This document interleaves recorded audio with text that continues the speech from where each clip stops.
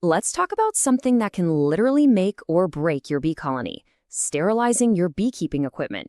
It's a practice that's absolutely essential for a healthy hive. So let's get right into it. What's the biggest threat to your colony? Well, a lot of the time, it's the stuff you can't even see.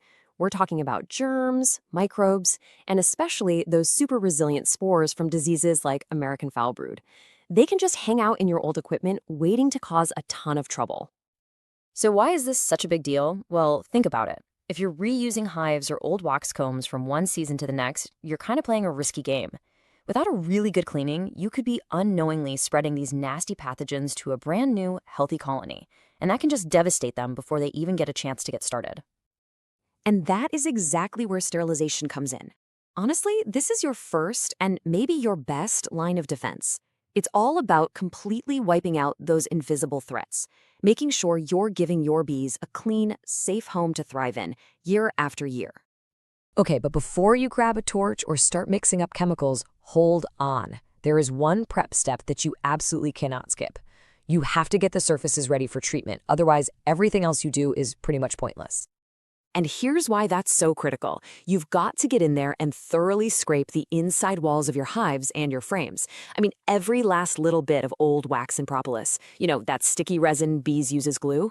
If you leave any behind, germs can literally hide underneath it and survive the entire sterilization process. All right, so our equipment is prepped and scraped clean? Great. Let's get into our first set of sterilization solutions: heat-based methods. These are just incredibly effective at destroying pretty much any microbe that gets in their way. You've basically got two main options when it comes to high heat tools.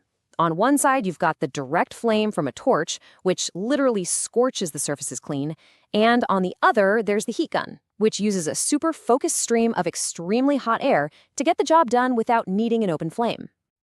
And just to give you an idea of the kind of power we're talking about here, it's pretty intense.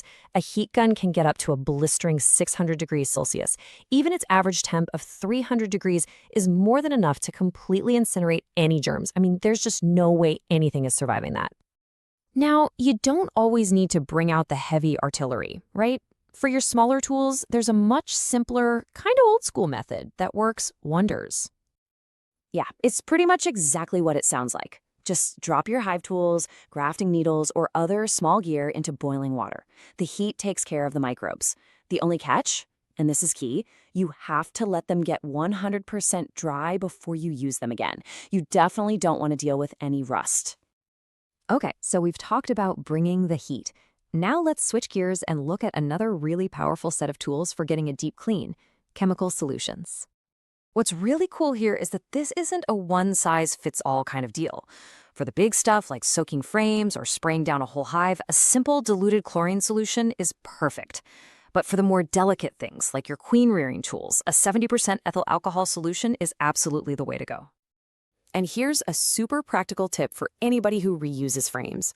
All it takes is a simple 10-minute soak in that diluted chlorine solution. We're talking just 5 milliliters for every liter of water.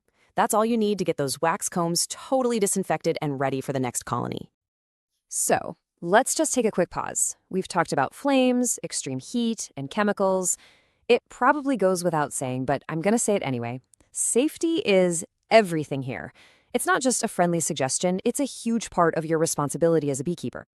Please take this stuff seriously. Always, always wear protective gloves, especially when you're handling chemicals. And if you're using a flame torch, man, you have got to be careful.